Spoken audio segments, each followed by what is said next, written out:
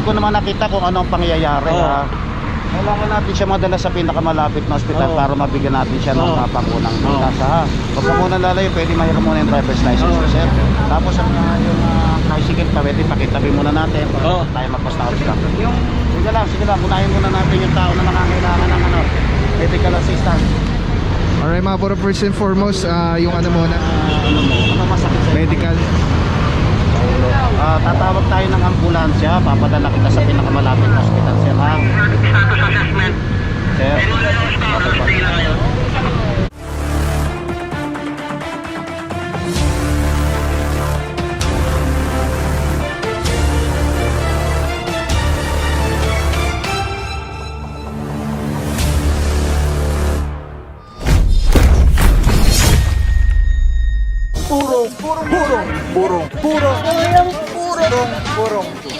Purong pagmamahal. What is up guys? Papaw yung purong pagmamahal mga puro TPMB. Saludo Officer Francisco. Sama na dito mga puro Ika Sipag Galing, Sir Dexter Cardenas. Good morning bossing. Mga puro, Barangay Kulyat. Dito tayo ngayon sa Kabaan ng Tandansora. Clearing operation pa rin. Lungsod Quezon, ating puti Mayora, Mayor Joy Belmonte, Vice Mayor Gian Soto. Mga puro, may nabutan tayo dito nasa kalsada. Isang L300 Mitsubishi, subject for impound. At the rest of the team is nag-proceed na dun sa may bandang harapan po. Alright, so ito, kunin na po ito. Nagtanong-tanong na rin po tayo dito sa may mga establishment dito. Wala naman daw hindi daw sa kanila.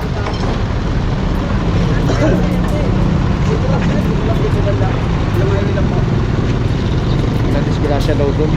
Oo. Nagkagasaan. Ay, Kailangan ng tulong. mga puro, meron tayong may sitwasyon. May nasagasaan lang.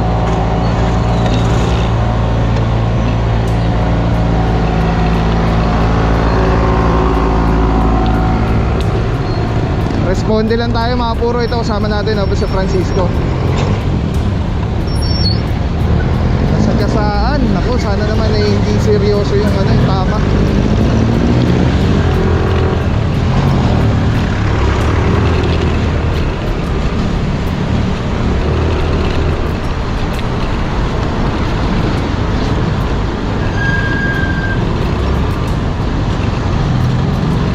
Saan kaya banda?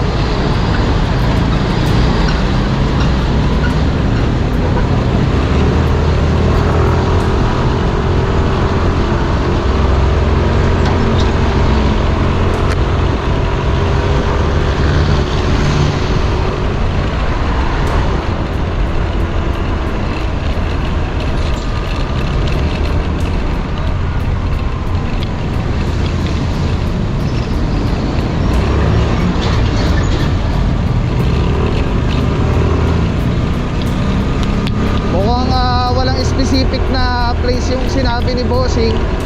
So ito, sinusuhid po natin, hinahanap natin kung saan yung na-disgrasya as per dun sa ito yata tricycle. Nako, tama nga, duguan. Biker pa yata. Dito po sa area mga puro, marami pong truck po dito sa Congressional.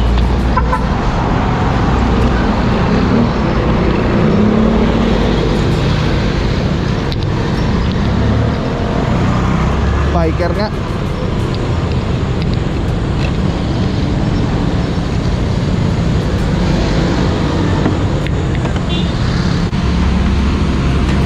Responde lang tayo mga puro with Officer Francisco. Kaya pa sir eh.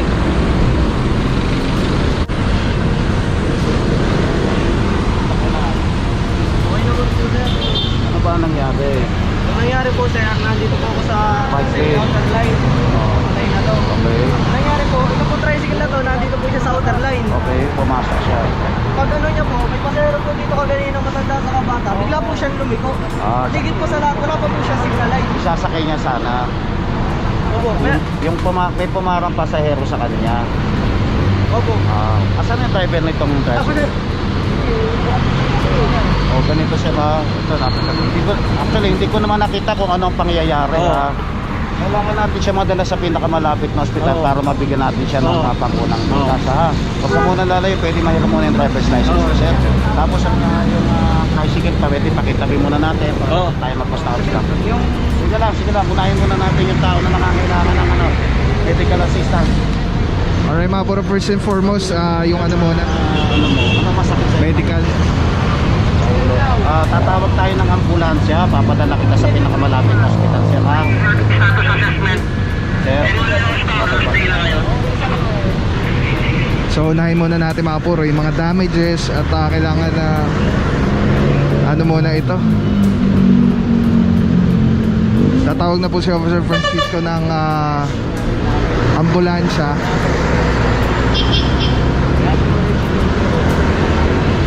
Para ma-responde yan. Tapos yung tricycle po, ito ginilid lang muna. Kunin ni Officer Francisco yung lisensya. Kayo bossing concern lang, kaya kayo minto. hindi.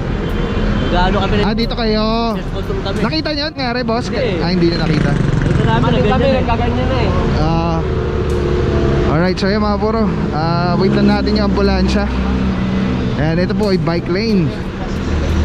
So as per kay Kuya rider is biker, may pasahero daw dito kukunin ng tricycle, parang kinat siya.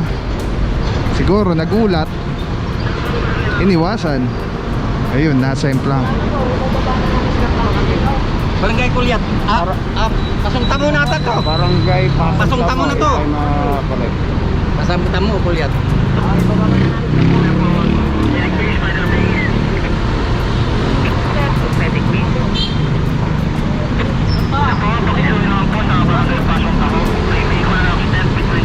Anong po kayo towards Tisora in front of Clean Fuel Gas Station?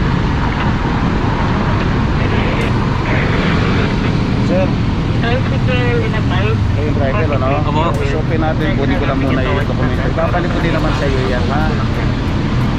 Kung merong ORC yan, mas maganda. Oo, meron. Sabi niya sa iyo, kuya naman na, sir. Babalik ko din sa iyo to, ha? Para disposition lang para makinuha tayo. Kasi yun na lang siya ORC yan, sir, ha?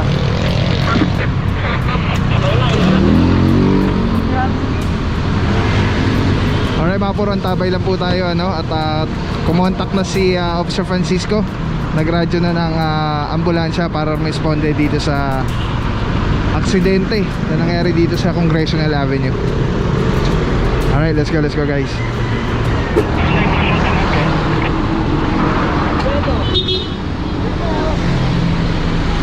Saan kayo papunta?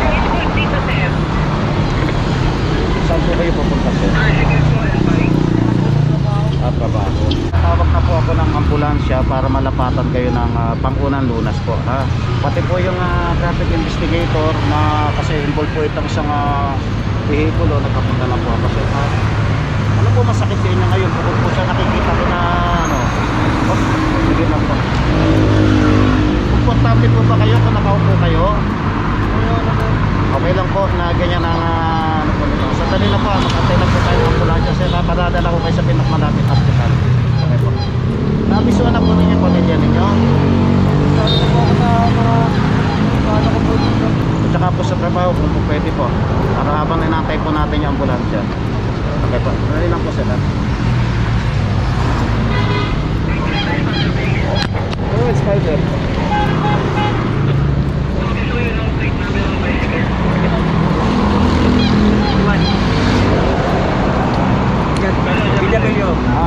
Spider, Papa Nancy 5605 Nancy Alpha. I repeat, 5605 oh, Nancy Alpha.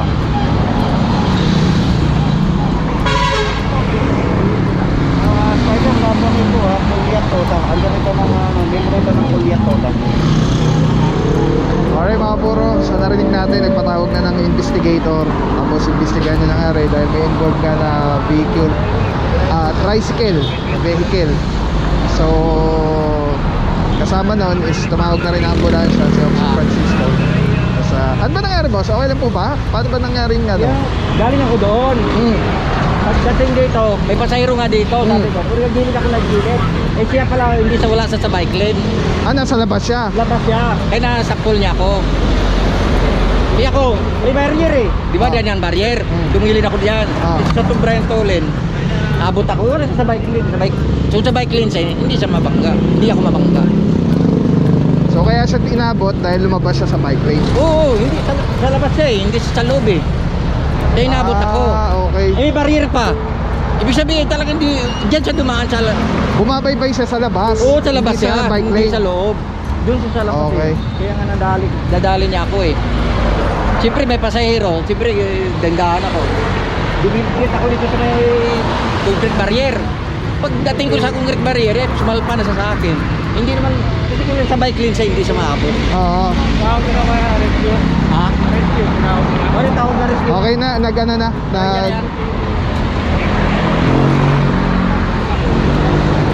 Kasi may concrete barrier pa nga eh. Oo. Yun, doon talaga siya.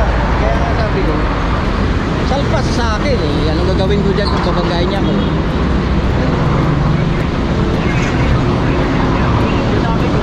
So madaling salita siya bumangga sa'yo doon Oo, sa may siya. labas. Oo, sa labas. Hindi dito sa bike lane. Hindi. Okay. Sa labas, hindi sa loob. Yun ang gusto ko kanina, nandiyan pa, di pa inalis eh. Okay, okay. Pwede rin dyan 862. Hindi siya bumangga sa akin.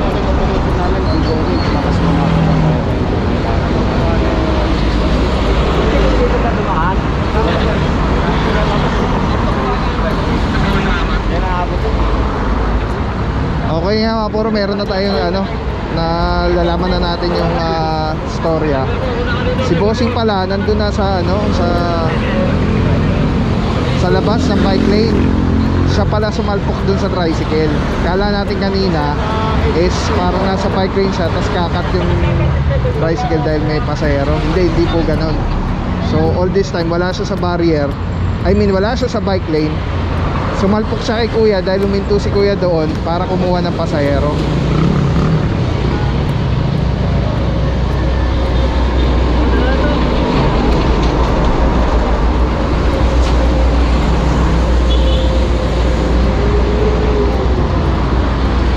Kaya again mga puro, ano, paalala ulit ito.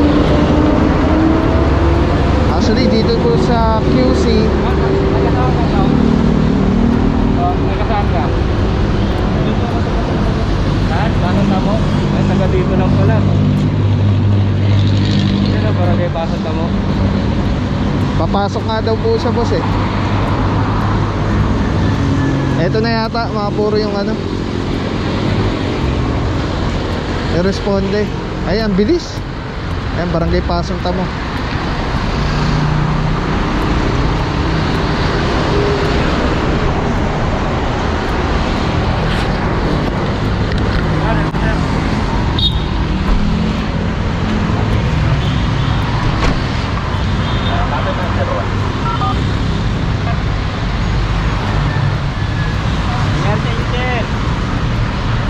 Ikabanggaan po siya? Sumalpok daw po siya dun sa tricycle, boss. Wala siya sa bike lane. Wala sa bike lane. Sir, nagkasaan kayo? Dahil sa pasita mo? Area 1B, Area 1A. Yata. Sir, may ano ka na lang? ID. Meron ka kasama, sir? Ako lang po mag-isa na yan. Wala kang iba kasama?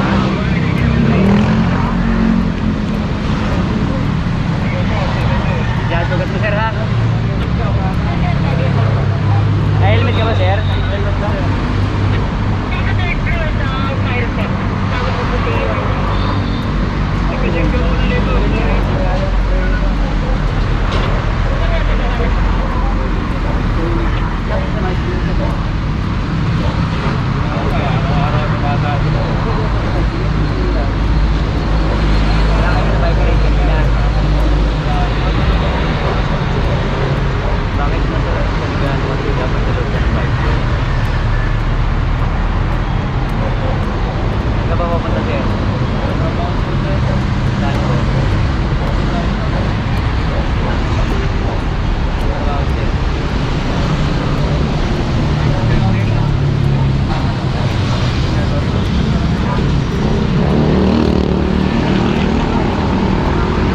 mga puro, yun yung lagi natin paalala, no? Pag mga bisikleta dito po sa QC, ano po kayo, yung binibigay na, ang tawag doon, priority, ano? Pina-prioritize ng Quezon City Government ang mga bikers. Kahit kaya makita nyo, kahit sa Commonwealth Avenue, kalaki-laki may bike lane po doon. Gamitin po natin. Sa mga motorsiklo naman, pagka may motorcycle lane,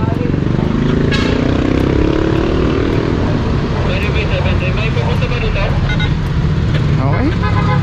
So far ito, kasama na natin yung rescue ng Barangay Pasong Tamo. Mabilis naman yung responde. So kinukuha yung details at nilalapatan na ng paunang lunas yung kanyang mga sugat. Nakita natin, chinek yung ulo ni Bossing kung may dugo. Wala naman. So itong sa mukha niya, mukha yun yung medyo malaki-laki yung tama.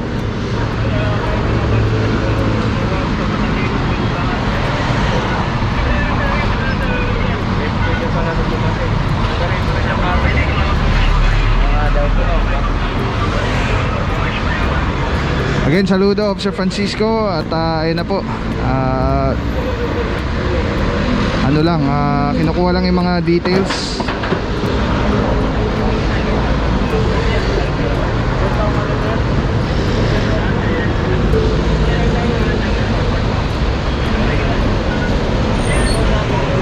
Okay, antapay lang po mga puro. Let's go guys.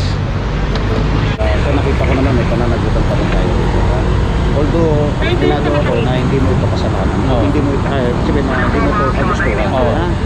Meron lang tayong darating na public investigator, siya na lang magpapasya. Kasi dumating tayo rito, sinabi yun ninyo ay ganyan na ang inabutan ko. Hindi ko malaman kung sino sa inyo may kasalanan. Pero may pananagutan pa rin tayo kasi. Ano pa lang yun? Kahit pinanggawan nyo Nasulatan. Kapag kasi ito lisensya mo, sir, kukunin lang natin ng mga informasyon. Samantalang kailan natin yung traffic investigator.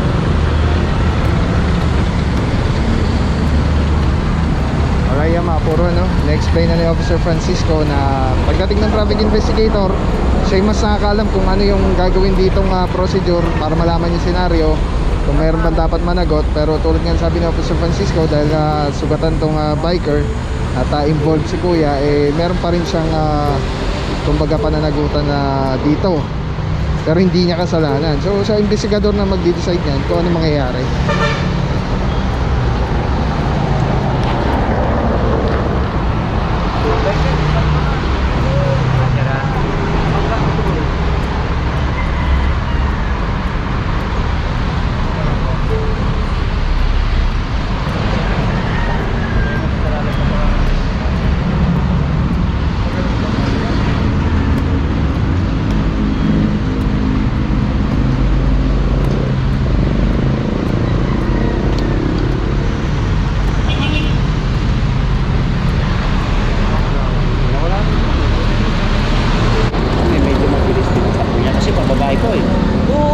Kasi sa akin, mabagal, di galing ako U-turn eh. Nagilid ako dito, may pasahero nga may natakatayo dito, gilid na nga ako sa may ano. Nakita niya, pagtaka paglingon ko, wala ako nakita sa bike lane. Kaya pagpasok ko, wala na, malinis. Pero inabot niya ako dun sa gitna talaga, hindi naman sa bike lane. Kasi sa gitna siya may concrete barrier pa. Nagtaka nga ako, may concrete barrier dito, hindi ako nadali niya Gawa na lang kayo ng salaysay niyo. Ganun din naman siya. Nagsasalaysay niyo. Maganda sana kung may CCTV tayo rito. Walang malabo yung CCTV. Mayroon yung malabo yan dito.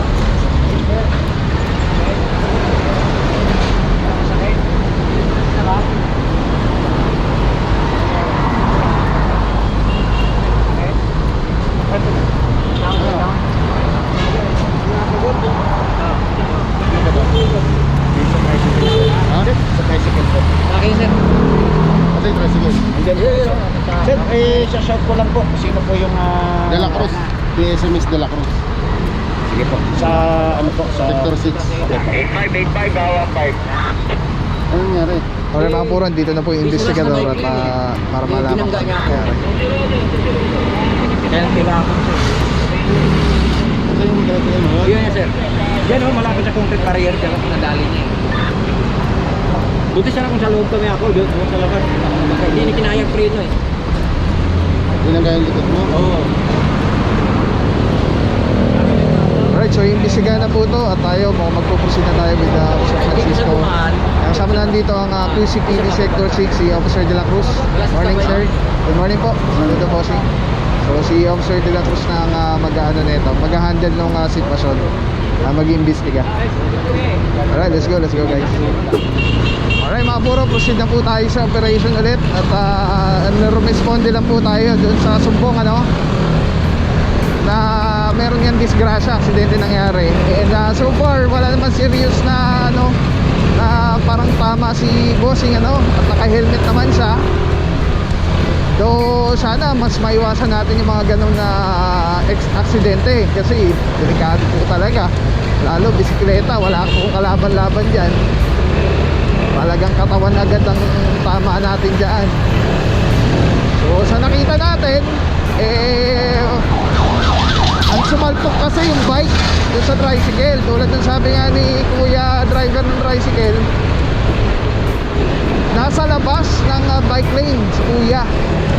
Pero kung nasa loob daw siya ng bike lane, safe na safe, hindi siya sasalpok kasi nasa labas yung tricycle Alright, let's go guys.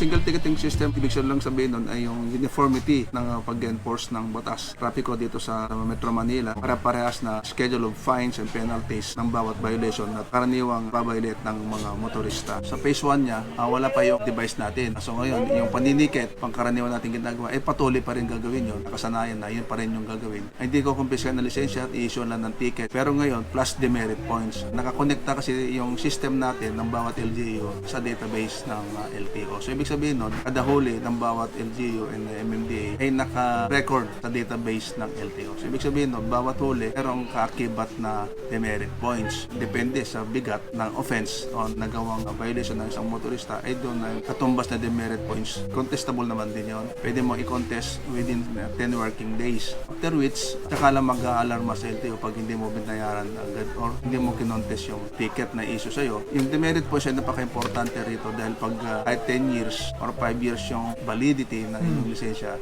ay pwedeng kumpiskahin ng sinamang enforcer ang inyong lisensya kapag may tala sa record na humigit ka na sa 10 demerit points or meron kang outstanding or hindi binabayarang multa. Pag hindi mo siya binayaran or hindi mo siya kinontest within the 10 working days, yung pangalawang offense mo palagi ay pwede na kumpiskahin din ang iyong lisensya. Kahit saan ka mahuli, pwede mo naman rin siyang bayaran anywhere. Nice. Pwede ka magbayad sa counter ng over the counter ng bawat LGU sa City Hall. Also, yung mga payment scheme, electronic payment scheme, katulad ng GCash, Paymaya, and other sa mga bangko na katuwang natin sa e-payment. May limitation siya ng tatandaan po natin ang pagkakaroon ng lisensya isang privilege siya. So, ang gobyerno, through LTO, pwedeng bawiin anytime yung lisensya once you committed the maximum number of demerit points. So, initially, pag more than 10, mga pwedeng confiscahin and review yung license mo, pwede kang masuspend. Depende kung anong kabigat ang inyong mga committed violations. Or pag umabot ka ng more than 40, that's the time na pwede na sigurong i-revoke ay yung lisensya dahil nga sa sobrang dami na ng iyong violations. So, nakagawi dati na bayad ka lang, multa lang, tapos wala na. Pwede ka nang takbo lang ng takbo, violation ka ulit. Bayad ka ng multa at walang kaakibat na demerit. But this time, through RA 10930, kaakibat po doon yung demerit points ng bawat violation. So, nabibilang na po ang number of violations committed ng isang motorista or driver. Sa ating mga kababayan, sana sumunod lang po tayo sa mga lituntunin ng batas trapiko. Ito ay para sa isang road safety measure. Ang intention po natin dito ay magkaroon ng disiplina sa ating lansangan sa pamamagitan ng ating mga enforcer, sa ating mga motorista. Sumunod lang po tayo, magkaroon ng kaayusan at disiplina para magkaroon tayo ng maayos ang daloy ng trapiko at mabawasan po yung insidente ng mga banggaan o road crashes. Kami po yung umaapila sa inyo, magkaisa po tayo, pagtulungan po tayo para sa kakaunlad ng ating lungsod, para kakaunlad ng ating bansa. Bibig sarap lang, Telesim Philippines. Grabe, sobrang solid nito mga puro. Ito lagi natin kasama sa mga operation, sa mga vlogs natin. Tatanggalin nyo, twist nyo lang yan to the left. Tapos ayun na, pwede mo ng handheld camera na siya. Tapos, ang ganda. Diba? Hindi ka mukhang ano, parang may nakasabit sa'yo na weird. Ganda. Ganda ng kulay. Pogi-pogi pa rin. LSC number 1. Let's go. Purong pagmamahal. Maraming salamat sa'yo. Walang papapaw. So, thank you so much sa walang sawang support, tiwala. Wala akong masabi kundi thank you so much. Thank you sa Panginoon at ingat kayo palagi. Again, kung wala akong papapaw. So, thank you so much. God bless you. Purong pagmamahal. Thank you so much. God bless.